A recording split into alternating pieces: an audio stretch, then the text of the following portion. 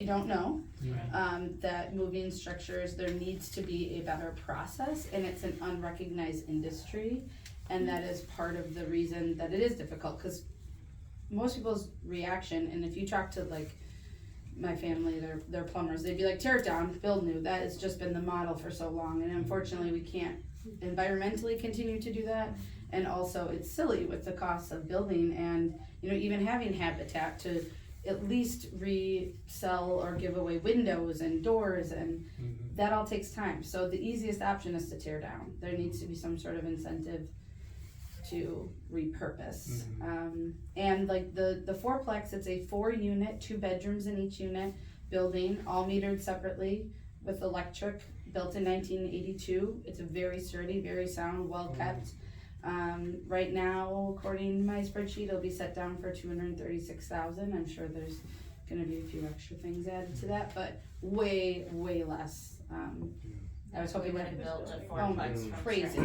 So I just found, I'm hoping was hoping to have it done June 1st. We'll see if that's, I'm currently looking for alternative housing for everyone that was gonna live in it, but it really could be a model if we could streamline the process a little, for sure. That's so amazing. I've learned that it's also, local government is hard, but in this case, everyone had the right, everyone wanted to do good. Everyone, Sister Bay, I give them props because they could have sold these lots in the peak of the market, and they waited for the right projects, which is awesome. And just like they said, it's walkable not only to the daycare, but to the laundromat, to the grocery store, to the bank, to the downtown parks. Because they most of the jobs downtown. And now the doctor's office too. Yes, Yeah. the doctor's office, that's crazy. What great vision though to have, and it's always hard when you're a pioneer, and so hopefully you've broken some ground here that will make the ones coming behind you a lot easier. I will say that many people, even throughout Wisconsin, there's many house moving companies, and people do relocate structures. I would say mostly for their own private homes, but it's really seeing if we can do this, and I would try to use the same people, right? If I kept doing this in Door County, I know of 3 cabins that the DNR is going to get rid of in 2 to 4 years. There's 4 structures in Fish Creek. Like, the information's now coming back to me, right? Because they're like, oh, maybe Paula would want this. Yeah, she's collecting cabins. Like, I went to see one and I was like, it had no floor in it, no. I'm like, no. They're like, we'd like $5,000 for this. I was like, that's probably not gonna work out.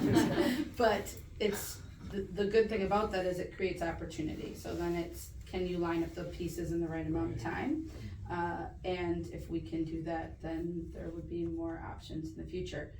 I would say that many people have moved houses, but not with the idea of affordable housing specifically in mind.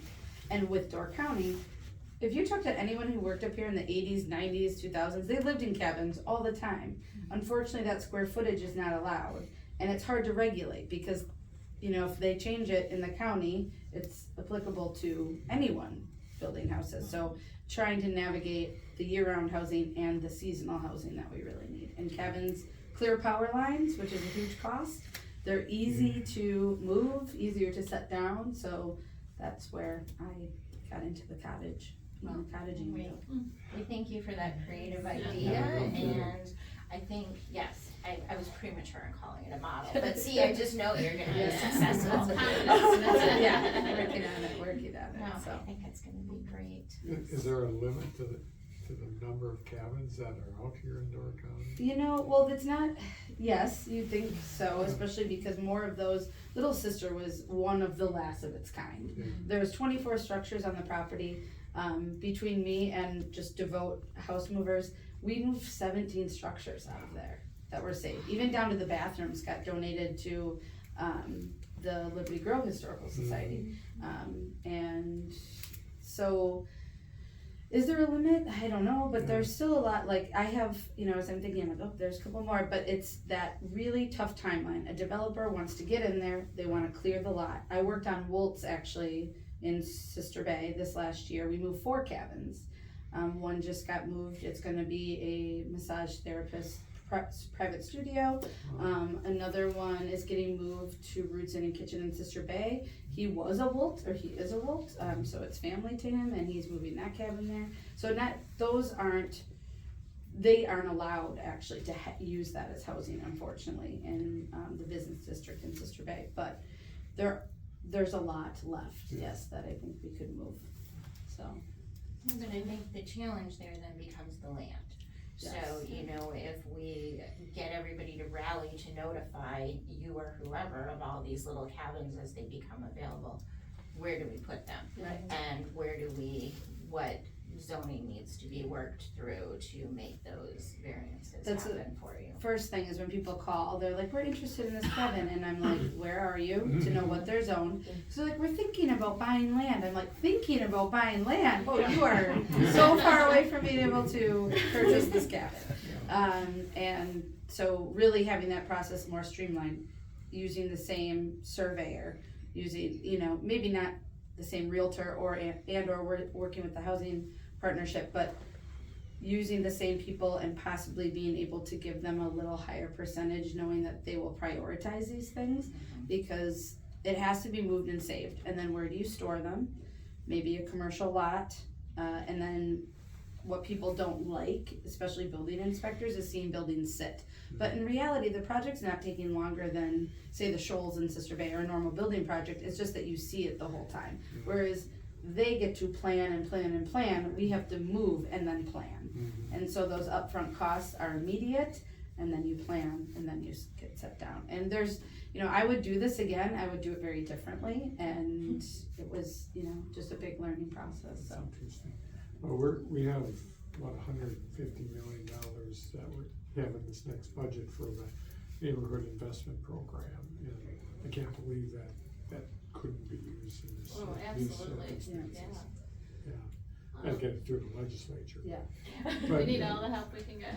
Totally. The Wisconsin Realtors Association is behind that 100% too, which I'm also on that policy committee. And I mean, this is not a Republican or a Democrat thing. This is, both sides should be able to come together on this, and say, it is a crisis. I mean, it is. It's not good. Absolutely.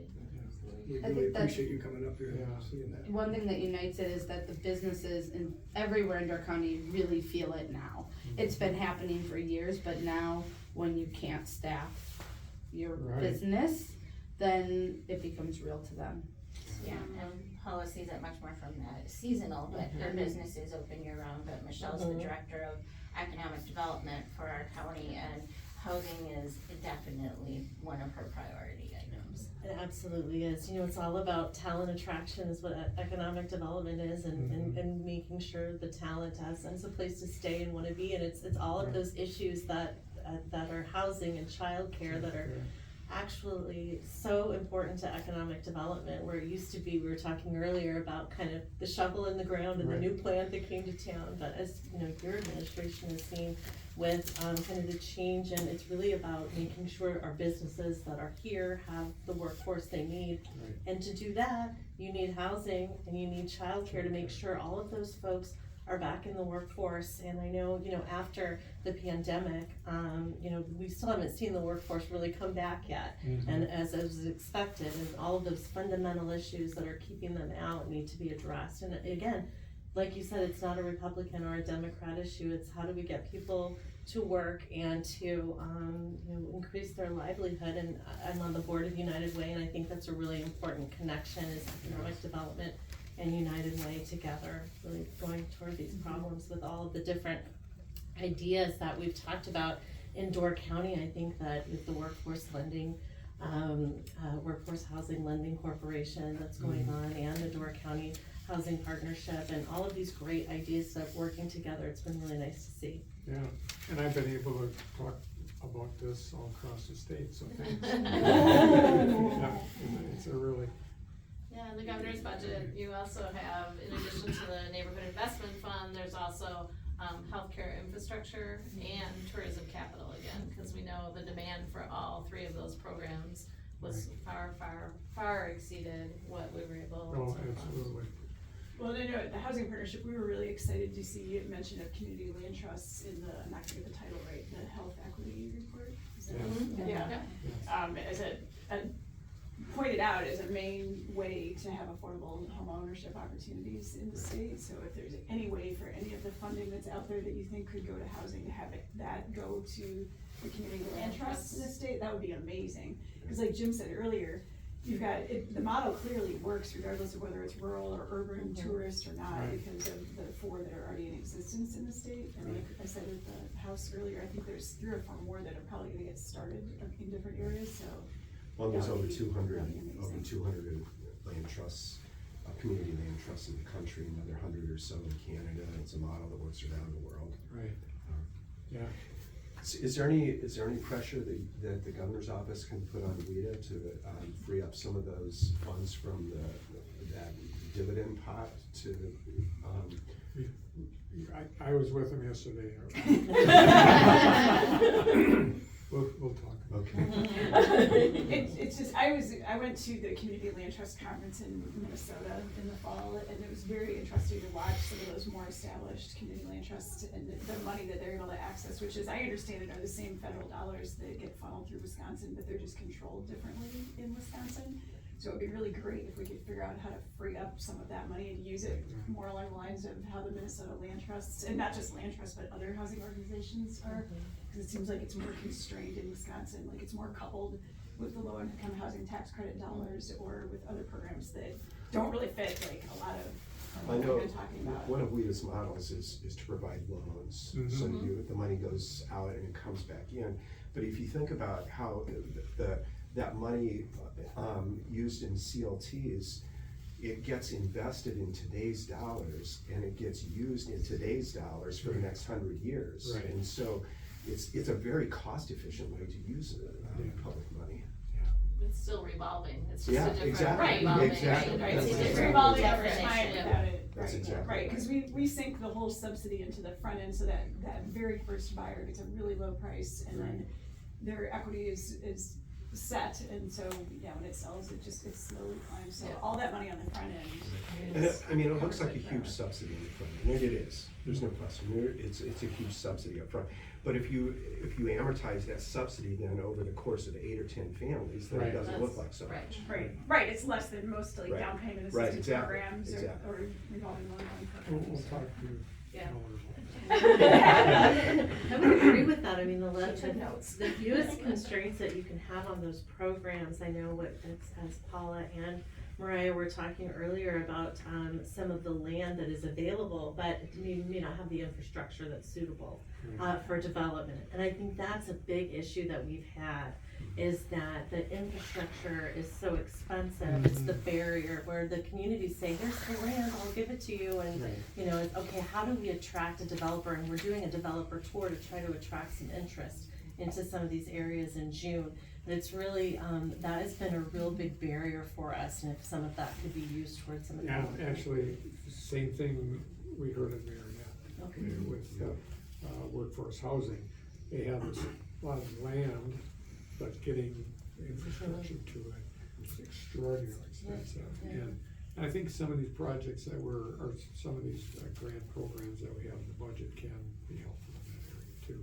I mean, the neighborhood investment grant with ARPA, with the federal funds, was used for all sorts of things, like fixing, we're gonna be there today at Rice Lake. Rice Lake, where they decided they didn't want 4 lanes going through downtown, they want 2, and that gave them more room for plazas and things like that. That came out of that funds. So there's more than one way to deal with this. Well, Marinette was, I think, one of the other communities that was, I don't mean to pick on WIDA, but Door County was the first pilot for the Rural Affordable Workforce Housing Initiative, and I think Marinette was next, and then the Schwamigan Bay area. And Jim and I don't know if anybody else is on the pilot group, but 2 of the 4 projects after we went through this whole planning process with WIDA that we came up with were infrastructure related. And so the 4 groups, we did our pitch and for what we were gonna try and get dollars for, and then we had basically said we can't or won't fund infrastructure, and that was half the idea is because that really is a huge cost, especially here where, again, you've only got Sister Bay and Sturgeon Bay where you got sewer and water. It is a really big challenge. And I know Sister Bay is looking to expand, but there was only 2 lots that were a viable option for the distance to move it, and one was not zoned properly, but also it didn't have sewer and water. It was 2 lots away from it, and so it they're gonna run it eventually, so that was almost an acre, but that was the difference, and I bought a 0.3 acre lot, but it had sewer and water, and that made all the difference. One question for you on the model. I'm calling it a model. I'm calling it a model. Thank as you, of today. Secretary, you have confidence. But as this model matures, like right now you're having to do double moves, it sounds like, in some cases, like the cabins. Do you think you foresee a time where you'd only have a single move? Like if you've got a pipeline and kind of people really know the model and understand it, that you could move from point A to its final destination? If you have time, like looking at these 3 cabins that are actually, like, that I've actually made contact on, the DNR is moving them or tearing them down in 2 to 4 years. That would be something where you could ideally get zoning permits and building permits, get a foundation done. The cabins did all move directly from Little Sister. Actually, we happen to have a large golf course next to Little Sister. The only reason they all got out was that Diane Trenchard allowed us to move the structures, the very large structures. My building is 58 by 30 with decks on either side. The barn is 87 feet by 37 feet through there. So the cabins did come out and move directly there. The 4-plex, everything else lined up at the edge of that golf course. So it really depends on the distance and the planning. If you have enough time, absolutely, I think they could. If there are buildings that are getting torn down and you have a commercial lot and you're allowed to store them, that would be different. I've actually talked to one realtor who really wants to make a nonprofit for repurposing all sorts of things in Door County, and we've talked about if we had that commercial space, you could store buildings, but they can only sit so long too. Yeah. So I imagine each move is hard on the structure too. yes, well, they definitely know what they're doing, but yeah, you don't want it to sit. Well, I think what Paula is saying about the upfront cost can't be emphasized enough, because somebody actually approached us about moving a couple of homes where the new Quick Trip went in, and they were good homes that could have been viable for us, and we actually had some lots that were probably maybe a mile away. Yeah. But the power lines and everything else that it's when developers wanna get into the land, they wanna do it now. And we had neither the capital nor the time to make all the arrangements to move up there. I actually reached out, I was working with another Kelly, what's her last name now? Gettleman. Anyway, we were calling Melvitz, and the problem there was Quick Trip said you can take the buildings, but you have to have them removed before closing. And Melvitz said you can take the buildings, but not till after closing. So there was this, and there was a lot of buildings and 1.5-story homes that would have been They were nice homes. really nice. That was unfortunate. It was that and Woltz that I had been looking at. Even now looking at Fleet Farm coming in. I know one of the garages there was sold, but just things that there's a lot getting torn down. There's a lot in the way of these developers that are coming in. So it's not just small cabins, it's all sorts of things that could be repurposed. I have a list of people that are like, if you find a 30 by whatever, 15 by 15 garage, I'm really looking for that. I literally have a notebook with a list of people that, if I come across those things. So that was an unfortunate loss there. Well, and I wonder from the state perspective, as far as how you could help with that sort of thing, if there could be some kind of incentive to developers to repurpose buildings, or an incentive to municipalities to set aside land, whether that's kind of a holding place for the structure to go until it can go to its final resting place, or for the municipality. It's final living place. Yes, it's final. Yeah, that did sound bad. But yeah, that there would be, not this mad rush to go in and tear things down. it's And, something and that, Paula's gonna write her bottled book of like how to do all this and put in contact Yeah. along the way, so that Yes. she can just put that on the web. I do, well, I actually call it, it's the book of the mover, because there's so many things to know that they say that it's like, well, the building's tall. I'm like, okay. He's like, that means you might have to cut off the roof. I'm like, you didn't say too tall. I mean, there's so many things to know. How tall is too How tall is too tall? Well, the power line height is too tall. But there are many places that it is much harder. They put a much larger emphasis on not tearing things down, like California. There's many, you look at Europe, they don't tear things down. Right. They repurpose, they upkeep.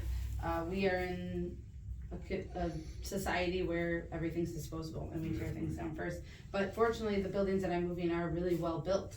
And so that's where it makes it valuable to find those specific structures. Not everything is savable, but a lot is. Well, I know we're running close on time. Governor, you got to meet Jason Palmer. Jason's our board president, and I don't know if you want to say anything. I think you guys have covered it. But you know, that trusting in United Way and trusting in the Door County community, this $3.5 million really means a lot to all of us. We just had the groundbreaking on the new child care center 2 weeks ago. So they're super excited for when you'll be able to come visit that. And just, you know, have that extra space there for them to rent space and have some extra revenue, and then we'll need some more employees too, so employee housing. It We're just working keeps on it. coming Yeah. back, I know. And the cycle goes on. Build it and it will come, right? Yeah, it is. Where are it you is. building? So that is actually in the town of Sebastopol, so right by Culver, so right where Sturgeon Bay ends and Sebastopol starts, so, yeah, they've got, 40 acres there, so it's going to be a community park as well with Wow. nature trails and accessible to the community, so it'll be great for the kids and their families, but then for really any of us, so, yeah, we're really excited, so just thank you again for everything, and thank you to everyone here for being Yeah, here. Thank you very today. much. Thank you. It's really, you know, an honor to hear, like I said, when I first came up here and heard the story of what you wanted to accomplish, it was just extraordinary. And it's happening.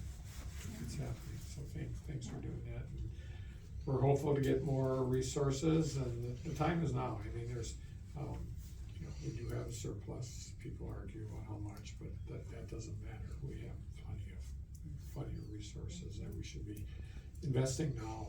That's what we need it. And you know, the childcare piece is hugely important. Oh my God, I visited probably 10 over the last month or so. That during the pandemic, they were able to increase, because of federal money, increase pay for people and you know, expand as much as they possibly can. And they're in a position now. I was at a northwestern part of the state. They have well over 100 kids, and they received, I think, about $600,000 during the pandemic from us. If they don't have something comparable to that, 100 kids will be without childcare. And businesses without workers. Yeah. Because, Right. Yes. Yeah, Yes. that trickle down. Yeah. Yeah. So it's important that we maintain all of those, and I know you have those items written into your proposed budget. Yes, and thank you for that. We're bringing a Door County delegation down to Madison, April 19th Good. and 20th. I think you might be on our schedule. Somehow we didn't put in there. Good. But yeah, so we're talking about all of those issues, and thank you for your support. Yeah, you bet. It's exciting times. And I didn't know we were gonna hear about house moving. And I will tell you, the house that I grew up in was moved. Really? Across Sheboygan. It was a big house. There's three boys in the family. And my wife and I just happened to be driving by it. It was long after it was moved. And talk about something going through your head. You go into your house and into your bedroom and look out the window, and it's not the same as it was for 18 years. It was one of the weirdest experiences I've ever had. So be prepared. Well, it's also to see how they used to move buildings. I mean, to watch the process now it's you know, very intense. Yes. How they did it before. Yeah, we lived on the top of a hill in Sheboygan County, big house and they moved it completely across Sheboygan County, it's a big county, through the hills and valleys. I don't think they went through any cities. But, yeah, but going in there, I remember walking in and I thought, A, it's a lot smaller because I'm all tall. But B, it's just looking out the windows and not seeing what you saw for 18 years. Now, if I recall when you spoke at Realtor and Government Day, you didn't use a realtor to buy that house. No, that was a different one. Oh, okay. This is my parents' house. Right, I think we'd like to get a group photo, maybe in front of United Way.